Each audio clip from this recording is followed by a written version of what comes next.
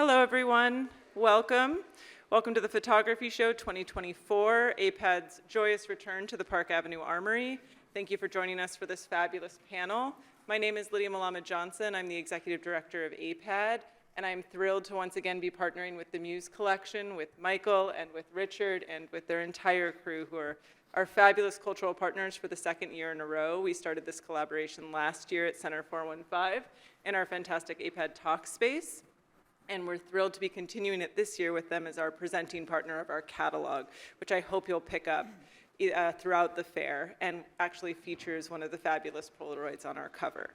I'm going to hand it off to Richard Grosbard now, who will introduce the rest of the panel, but I hope you'll stay after the panel, enjoy the fair, and go and visit their gorgeous booth in the drill hall. Thank you so much.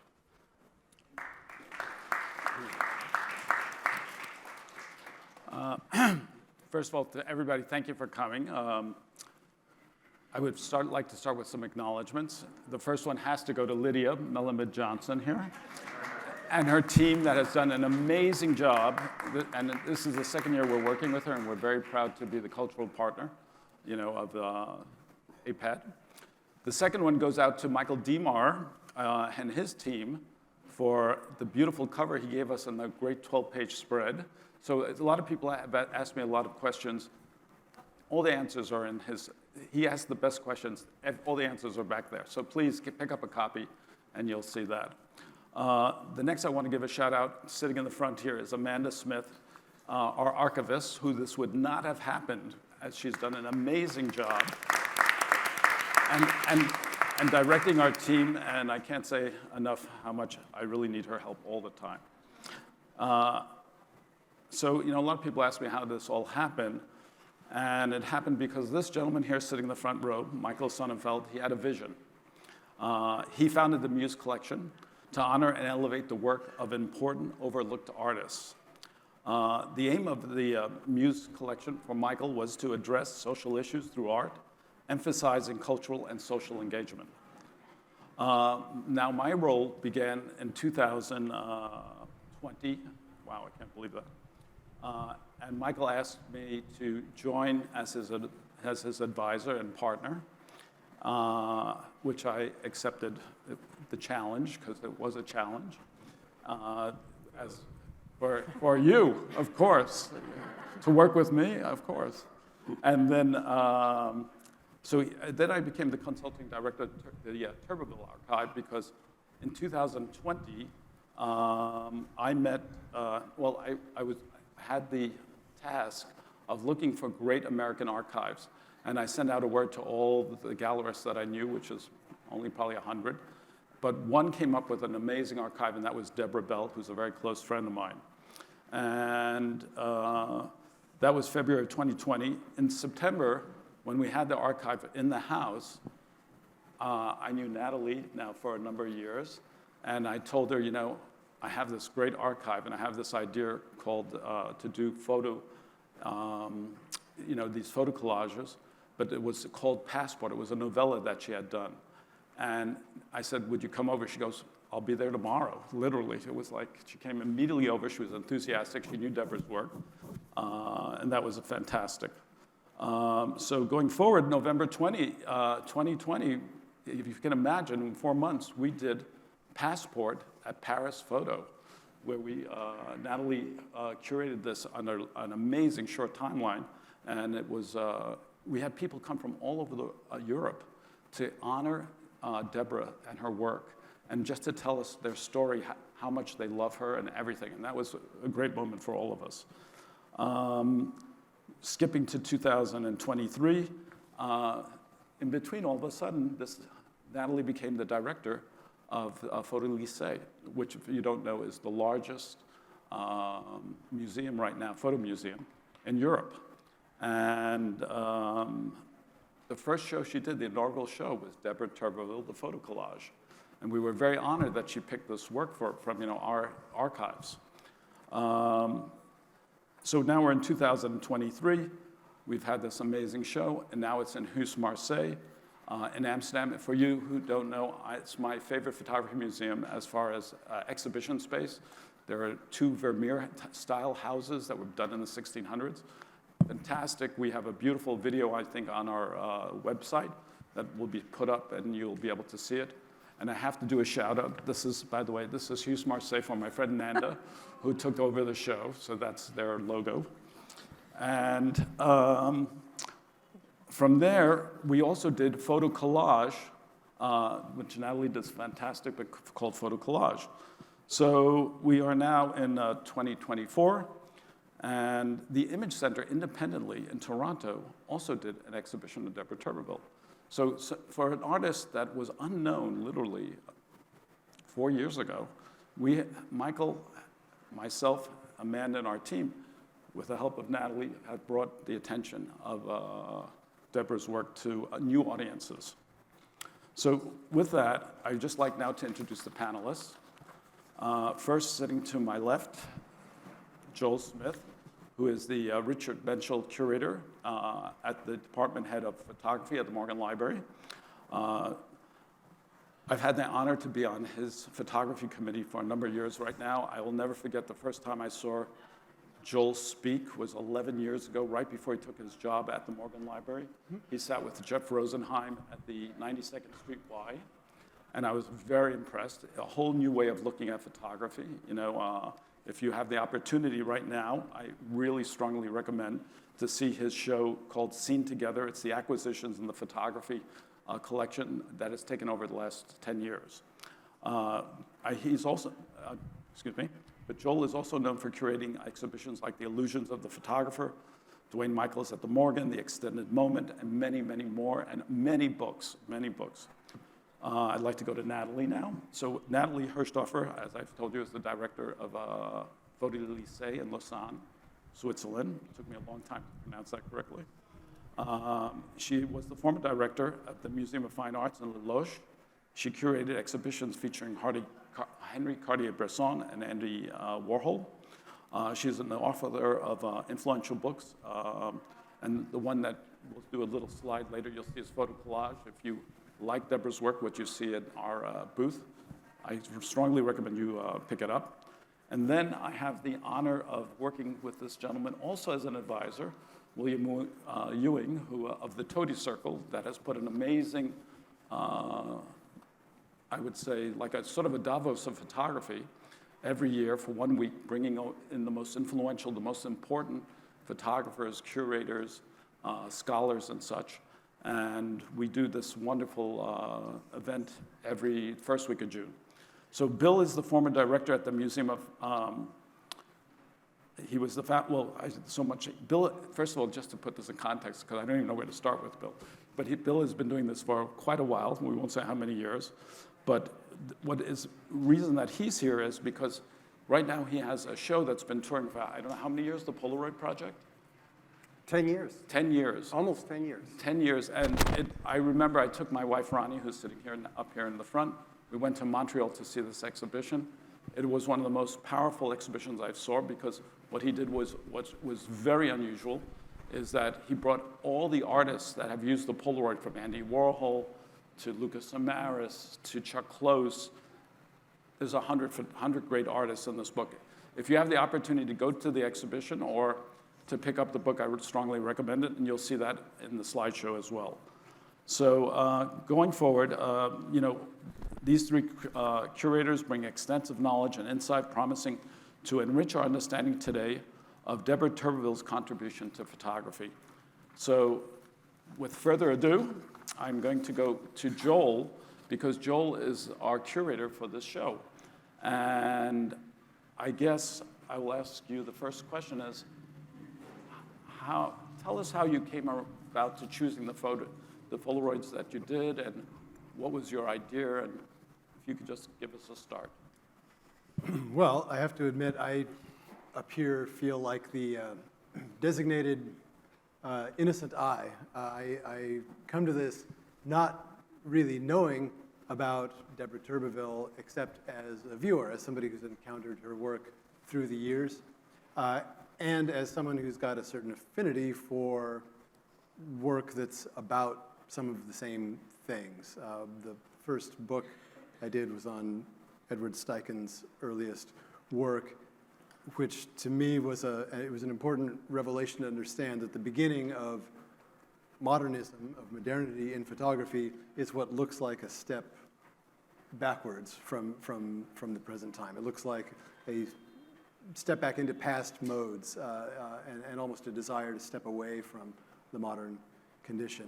And that's what I see in Turberville's work as well. It's a fantasy world. It's a world of a film director, a storyteller, somebody who's not interested in photography for the truths it can reveal, but for the possibilities of escape that it can hold out to viewers. So the concrete answer to how I put the show together was that you and Amanda drove the prints over to my office. We looked at them, then we went through a second time, and I pulled things out, and then I was finished. And That's it. the longer answer of what I was looking for and what we wound up making piles of were images that exemplified what I felt were her directorial gestures.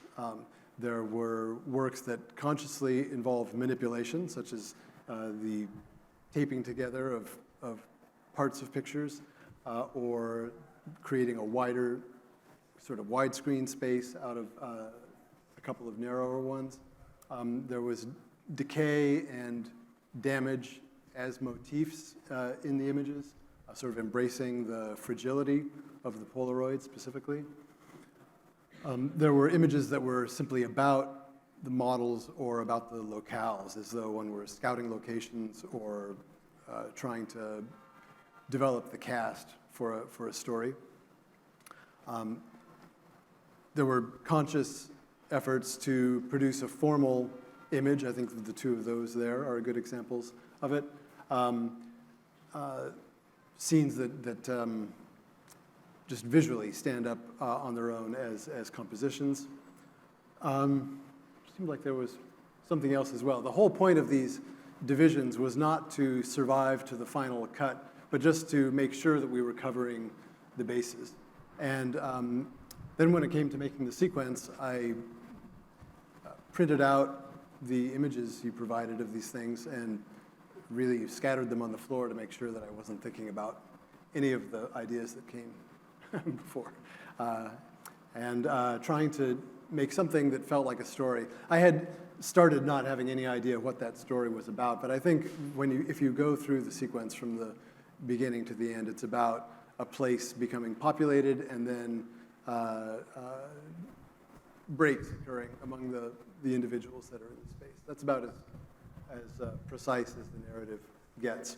And I think that imprecision is it's a signal component of her work. And one is not meant to devise solutions or finality. The whole point is it's almost like waking up in the middle of the night and wanting to go back to that dream again that you've just been having. Thank you. The next question goes to Nathalie. So Nathalie is with an expertise. I just want to. Nathalie has done so many books, so many types of exhibitions, not just in photography, but in art as well. And this is I think a very important point, is that Nathalie and I agreed that we see Turberville, and God forbid I say this, but not as a photographer, but as an artist. And we really feel strongly of her role as an artist. I would like to ask Nathalie, this is her book, by the way, Photo Collage, that's coming out. I recommend everybody buy it today. It's going to sell out soon. And this is one page from the Photo Collage here that is with the use of some of the Polaroids. So Nathalie, I would like you to talk a little bit possibly about Deborah Turbeville's unique position in fashion photography and how that translated to her artwork. Well, it's true that when we discussed about the work, first of all, you think, and this is also what you think when you look at the Polaroid, that it just sketches something that she's trying to do, like in her notebooks, and she tries to just get ideas, like a draft. And then usually photographers would go out and then have a proper camera and then make a perfect shooting, and then perfect print. And with Deborah Turbeville, looking through the archives and with the help of Amanda and Richard, when we went through these entire boxes, I realized that everything was this kind of in a stage of disappearance and scratching and destroying prints. And in a way, I realized that everything was made on purpose. It's not an accident. Of course, they are part of accident, which is also very nice in the process, because for me, the work is really getting inside, going deep in another world. There's a sense of surrealism. She brings emotions, and she really has a kind of world that is very attractive. And after the first view, when you look first at the pictures and at the print that are almost destroyed and the scratches, and she tears things out, suddenly you pass that time and you surrender and you go deep into another world. And this other world, like for me, kind of sense of surrealism, you realize that it's something very impactful also. And because she did that over 40 years, and looking through the boxes, we realized that she had this kind of unique way of making her work. For me, it goes much beyond photography. Like, you know, most of the photographers, they would just have a setting and put the models and shoot, and then you go to the dark room and then you print. But with Deborah Turbeville, there's another stage, another step, where she sits on a desk, I guess, and then she go over the prints, she put them together, she tried to see how they reflect to each other. She plays with them, and she has a kind of new narrative going on, going much beyond the first shooting. Mm-hmm. And that's why I think in her work there are several times. Of course, it's kind of undated, or we don't know exactly. It is not really the past. It's a kind of timeless sense as well. But this is also something that she brings her. It's like reading a novel, I would say, when you suddenly you travel with the author. And for me, also thinking about history of photography, I could never, I don't know if you agree, Bill, but I could never relate her work to another photographer. It's something so unique. It's unique in the sense of unique prints, but it's also very unique in the way of making, playing with these prints and trying to make an artwork that is very different.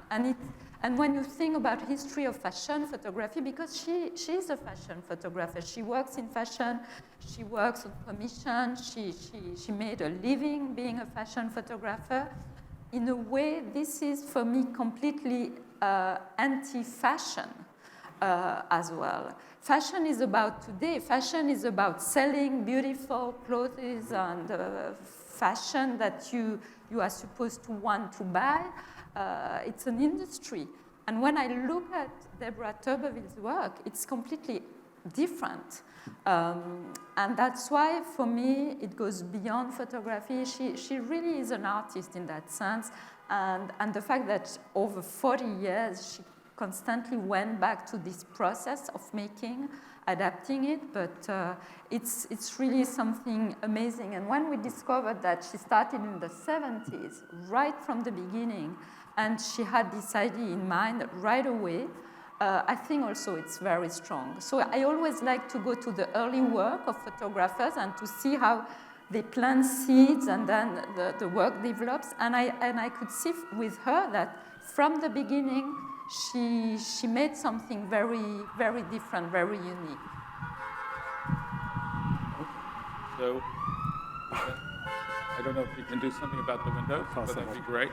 I'd just like to add to that. It's very interesting. I was rereading my notes this morning, and there are two quotes from Deborah Turbeville that I think are very appropriate to what Nathalie was discussing. And this is a quote from Deborah Turbeville. I'll just wait, there we go. And she says, what to your point, I don't consider my photographs fashion photographs. The photographs were for fashion, but at the same time, they had an arterial motive, something more to do with the world in general. And another of her quotes that I found very interesting was, a lot of times there were big mistakes, but I would show the art director and he'd say, yeah, let's go with it. And who was that? But Alexander Lieberman? Alexander Lieberman. Yeah, and there would be a strange cropping of one of the girls in focus, as you will see here in this slide, and three that were blurred. But I would end up liking the mistakes and incorporating them into my work, and I became known for it. So I thought that was kind of an interesting thing, and I think this is a good point to introduce Bill here.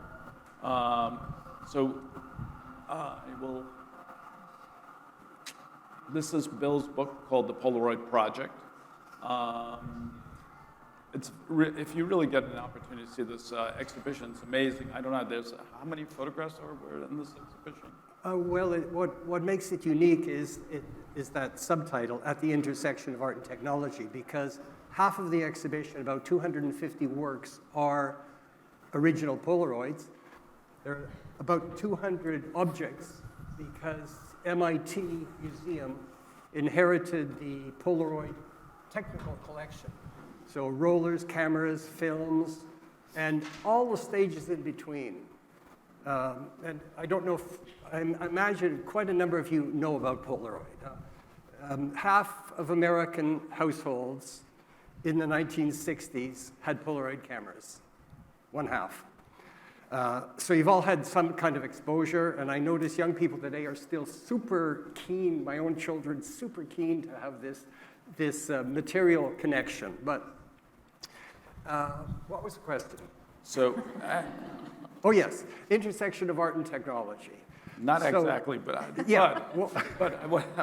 I'll put you back on track because that's what we do. Bill does that with me. I do that with him, so I'm very comfortable with this. So no. So actually, I'm going to. The question is like, for you, and I'm going to show this slide. So this, yeah.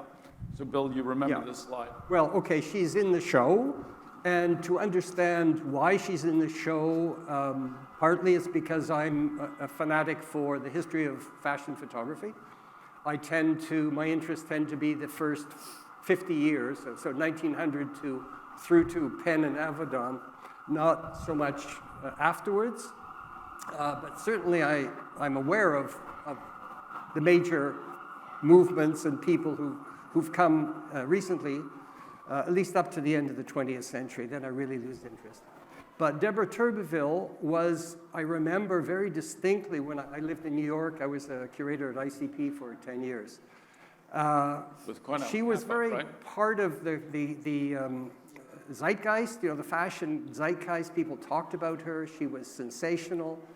And Polaroid was not sort of the original focus of my interest in her. My focus of interest in her was what you all feel. This is this wonderful mystery, a sense of enigma. And I did want to, my notes are blowing all over the place, my God. Doesn't matter. I just wanted to read one thing she said, which I think beautifully frames our conversation. So she wrote in the introduction to Wallflower, through a series of vignettes and stills, I wish to use the medium of photography to explain a rather eccentric group of people, sometimes one or two placed in settings that help describe them. These people perform like a repertory company, often appearing in different roles. My pictures walk a tightrope. They never know.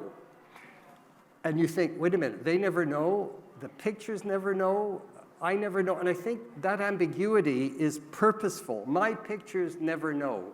You're never going to solve the enigma, and I can't either. That's my feeling. But in any case, to understand her in the context of Polaroid photography, we have to look at very quickly at what Polaroid photography means. So the great Edwin Land, founder, inventor, genius, national treasure, as Steve Jobs called him. Quickly, when he comes on the invention of instant photography in the late 40s, he nabs Ansel Adams. He was in love with art itself. I can say that about Edwin Land. He was a fanatic for art himself. He grabbed Ansel Adams and he used him as bait on the end of a line to attract other artists. And Ansel Adams became an enthusiastic supporter of Polaroid and started to bring in people, even people who didn't believe in it, like Charles Sheeler, the great Charles Sheeler. He said, oh, no, I don't like that stuff, you know.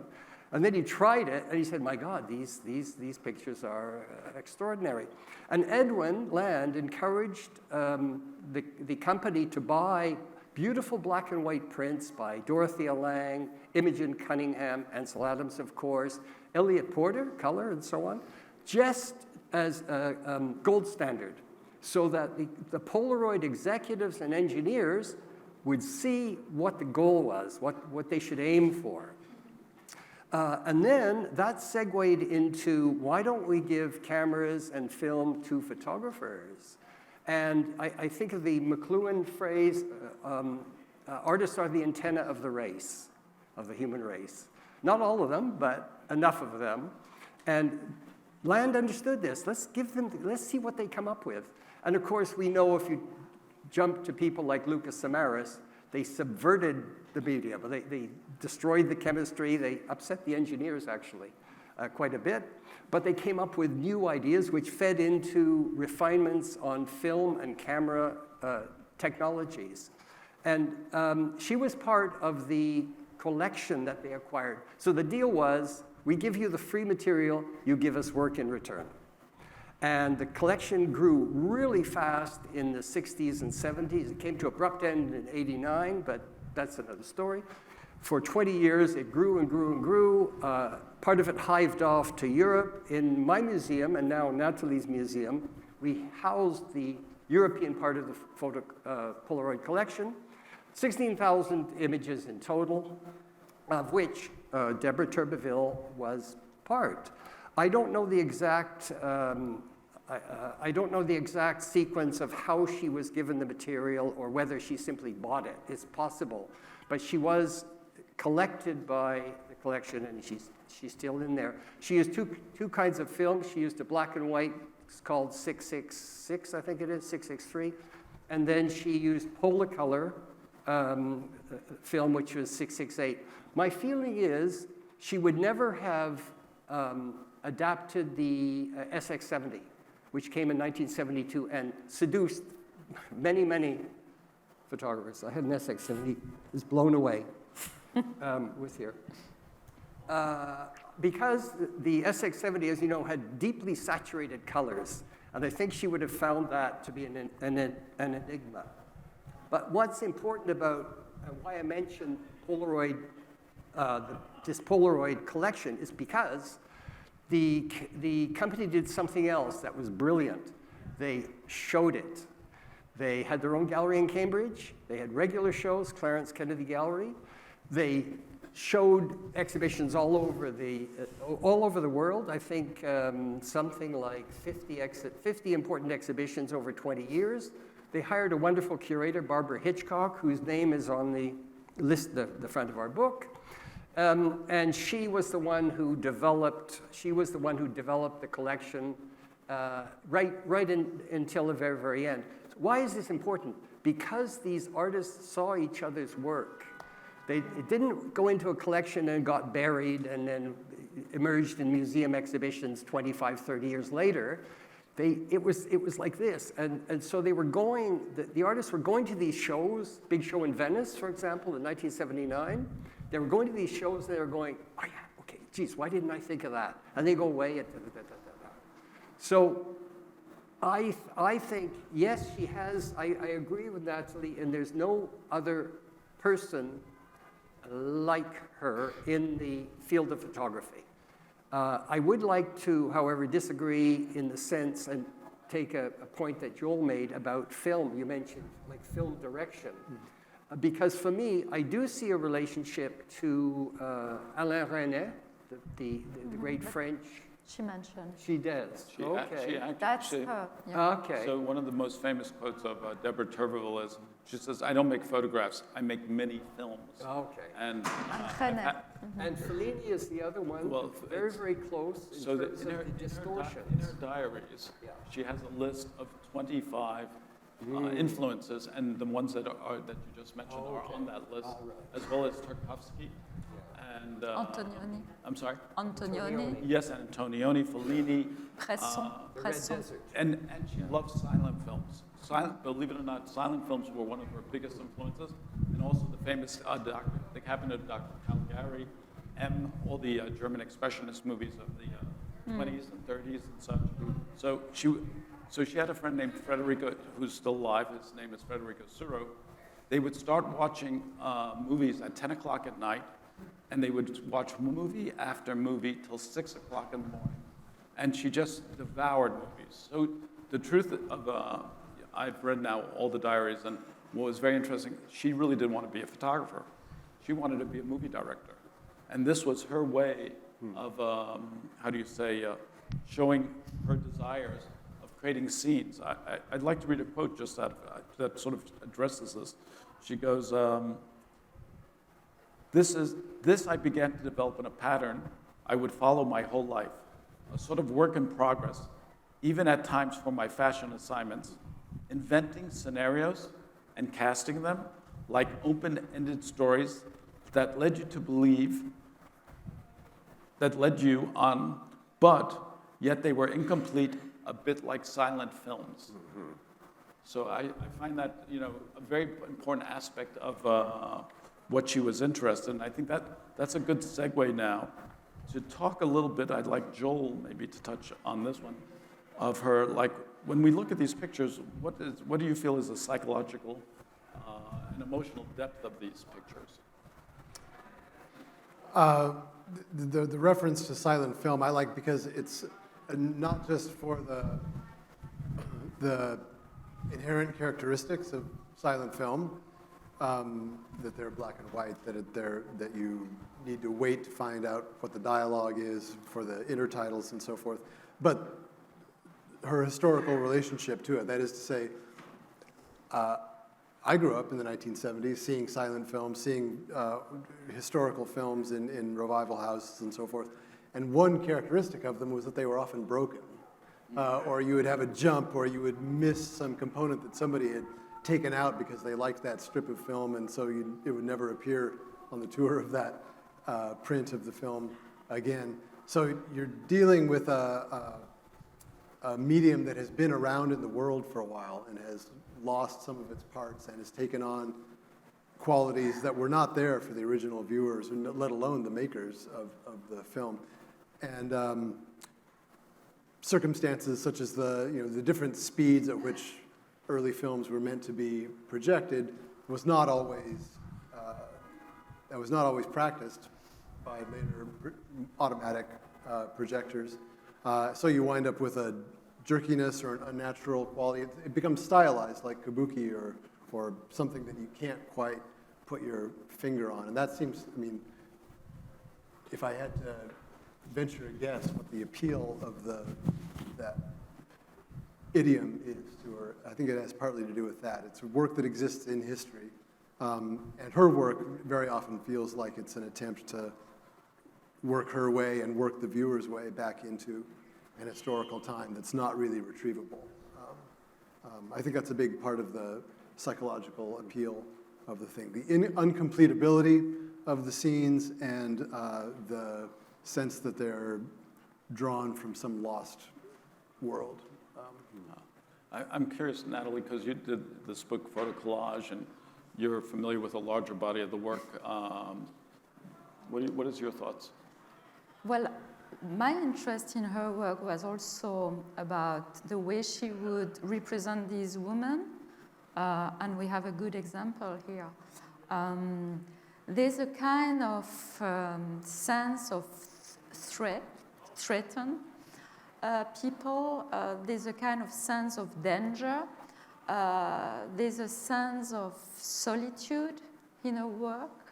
And these women are very alone. these women, they don't exchange, they don't seem to be happy to be there. There's a kind of emptiness around them. And I think that it's also interesting to think about the role of literature in her work. We mentioned about cinema, but I think books were also very important to create her own world. So the fictional role of a work of art, and for me, this is true that she was really trying to create a kind of setting. She wanted these kind of places where there's nothing or abandoned or ruins. And we have, I mean, for me, what is also interesting, she lived in New York City. She lived in a time where it was very modern and, you know, skyscrapers and cars and blue sky and modernity. And when I look at her work, it's the opposite. It looks like she lived in a countryside, alone in an empty house with ghosts. And that's funny because it looks like completely opposite of where she lived. Right. You know, it's just very interesting. Again, I shared with Nathalie some of the diaries recently. And so she had this penchant for writing lists, which I found very interesting. And so she would write lists of the music that she loved. I just, to preface this, first of all, she was a real intellectual. This was a heavy-duty intellectual. She was reading all the Russians, Dostoevsky, Tolstoy, Pushkin, and she writes this in her diaries, the influence. But what the main influences I find interesting were Bruno Schulz, and particularly The Street of the Crocodile, and Kafka, and Proust. And throughout the diaries, you read about 20 or 30 authors that she admired and loved and talked about. Who did she focus on was Bruno Schulz, Kafka, and you'll see this has sort of a Kafka-esque kind of sensibility to it. There's one, if you go into this, check out the show, you'll see these situations that you feel like you're in a Kafka scene and such. And she was very interested in Proust because, going back to what Nathalie and Joel has said, is she was very interested in this concept of time and timelessness.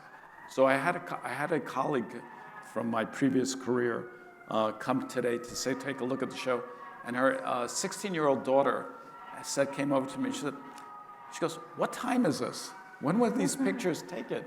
And I found that so interesting. We have new audiences now looking, and this is the reason that Michael and I have made this effort to show, particularly Deborah so extensively at this moment, is we don't know the time. You know, there's a magic, there's a mystery, there's something that you want to know more. When you look at the images, you want to know more than what you can see. And you know what? She has a quote to the fact that she doesn't care. She really doesn't care what you think. You know, it's kind of interesting. She goes and says here, the quote is, "In my pictures, you never know. That's the mystery." She says, "It's just a suggestion, and you leave it to the audience to put what they want on it. It's fashion in disguise." So, Bill, you would maybe I just wanted to add a phrase which came to mind, quoting actually Nancy Hall Duncan. Oh. So Nancy Hall Duncan. Nancy is here. She's Nancy. here. Hey, Wonderful. Nancy. So her book, The History of Fashion Photography, 1979, is quite fabulous, and it reads as though it was written the other day. Fabulous, and it was a big influence on my early path. But you quote Walter Benjamin in there, and I think it fits so beautifully. "Fashion belongs to the obscurity of the lived moment, to the dreamlike consciousness of the collective." I'd like to add a provocative point here. Quite a number of us, I'm sure, have been over the years in fashion magazine studios of one, Condé Nast or Harper's Bazaar, whatever, and you see all the rough material before it becomes finalized into that beautiful magazine, slick magazine, and you see things pasted up everywhere, and you see desks with stuff with masking tape, and you see you see torn photographs where the art directors are kind of trying to put things together. And none of that stuff is preserved. It's all disappears. It's all ephemera.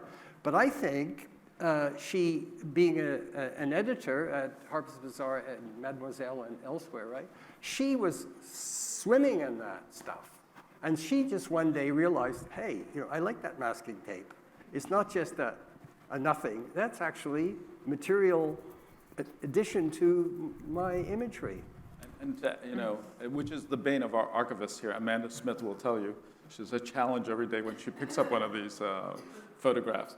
But that's, just to complete please. what Bill just said, it's true that it is what is fascinating with Deborah's work. This is this idea of revealing the process. It looks like a work in progress, and she reveals the making.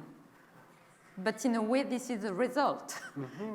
She just keep it. Yeah. So you're right, absolutely right to mention that this is part of the process of the behind the scenes. And usually when you look at the result, it's clean and beautiful.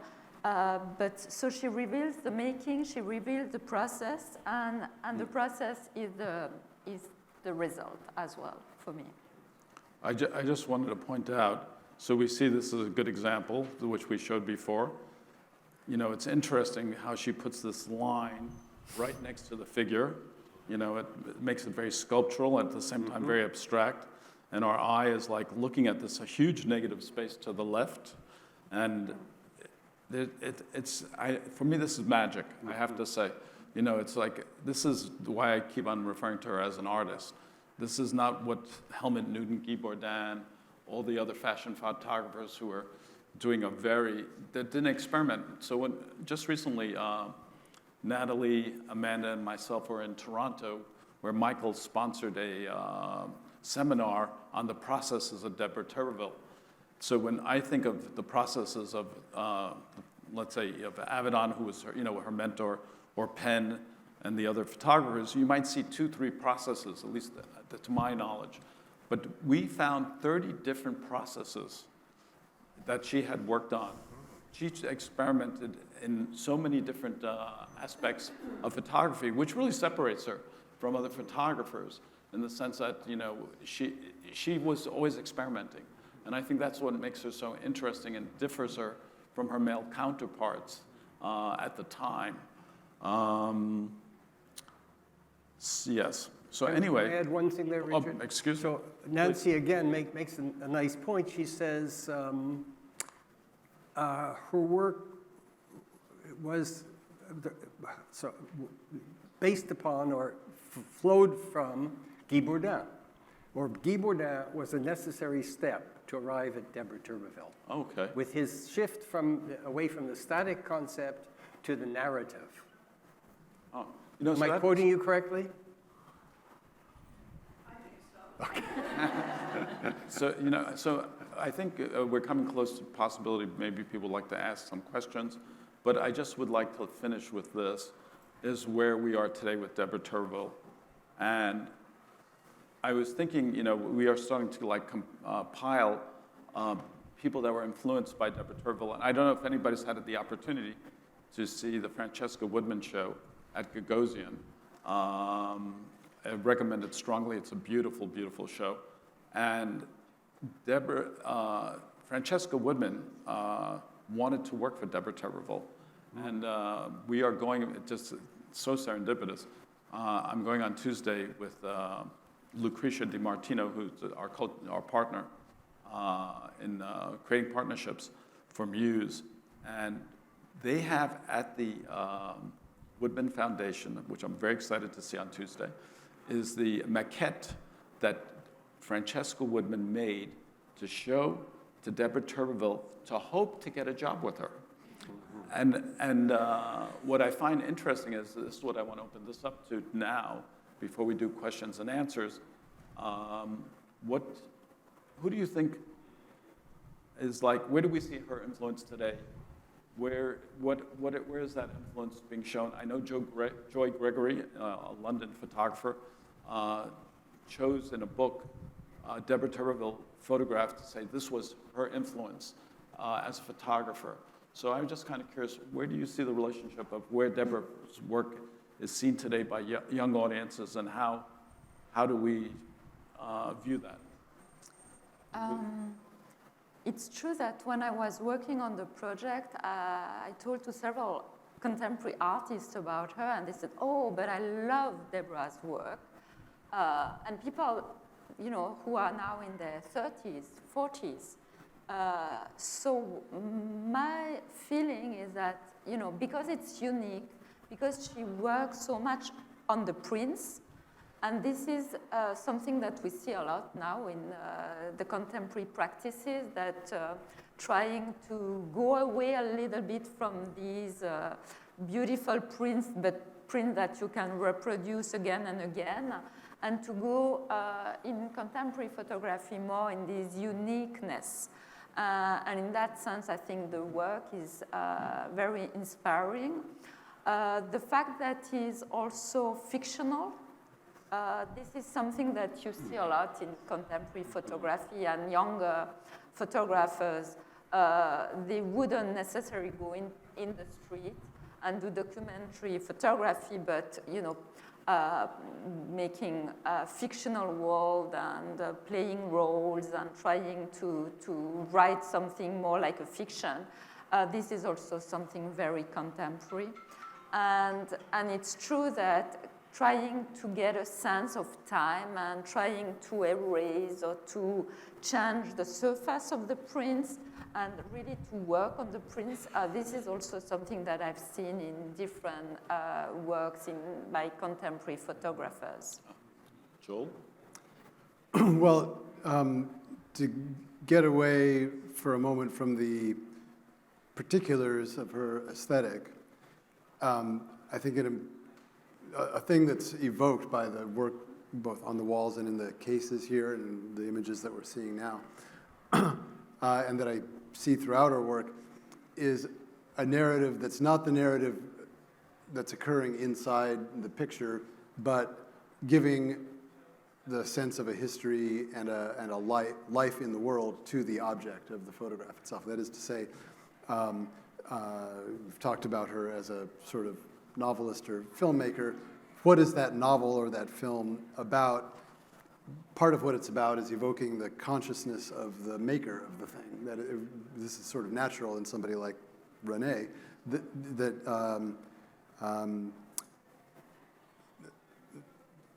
three-dimensional understanding of this artifact you're creating as something that's been through the world, that's been through the ringer, that sometimes has these bigger stories to tell.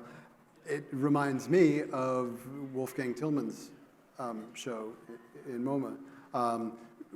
Somebody who's sort of fascinated with the life of this medium, you know, outside the picture, outside what is possible. I think that's something. It's hard to think of somebody practicing photography before her who's got that much of a consciousness of the objecthood of the photographic image. Bill, would you like to add anything? Just a feeling that whereas so many of the great photographers of the 20th century kind of sliding into being dated. Yes. Even maybe a little less evident, but Helmut Newton, for example. So sliding, I feel, this word timeless really does seem to apply. Like young people won't look at that and think of that picture as being something from the past. I don't think. I think they'll see that as something from now. Okay. I see my friend here. Michael would like to say something? For Joel, but it's really for all of you. You have a photographer. Michael. You have a photographer who doesn't want to be a photographer. She wants to be either an artist or a movie maker. And so she uses the medium of photography, but she does something to her photographs to distinguish her from other photographers. Mm-hmm. Other photographers have negatives and prints, and you can reproduce the negative in any size you want. Mm. And she says, I don't want my work that way. I can only have one. I'm going to make each of these an individual object that is not reproducible. It's not just the tape that you see here, it's the pinning, it's the whole photo collage where she's using the medium of photography to create unique objects as an artist. And I guess what I'm asking is, she's not the only photographer to use photography in art. That's not unique. But in terms of this issue of her wanting to be something other than what she was, a photographer, and doing something to the work that takes it out of the world of photography and makes it into unique objects, I'm wondering if it strikes you as those two things are connected, given, Nathalie, you might know as well, because, and maybe Bill. I don't know, I would associate it with self-consciousness about the medium in which one is practicing that you see in a lot of other fields in the 70s, novelists trying to do nonfiction novels, journalists trying to be fiction writers as much as they are investigators. The real kind of individual turn in film directing, a sort of auteur movement, just running against the grain of your medium in a broader way. I mean, just to honor that motive, I think it doesn't even need necessarily to be in photography. But I do think that it's certainly the initial impulse in pictorialism and what I was referring to about Steichen. Just how can I do something that clearly has the genes of photography and yet doesn't point you towards a sense of the present moment or trying to be part of the printed page or somehow being about a more esoteric experience. And also it is something that you can see in history of photography, of experimenting around the medium. And you are right to mention the pictorialists in that sense, because they were really, playing also in the dark room or experimenting different kind of processes, or not just using different processes, but also scratching, using brushes. In that sense, it was a way for these photographers to relate more to art than being stuck in that box of photography.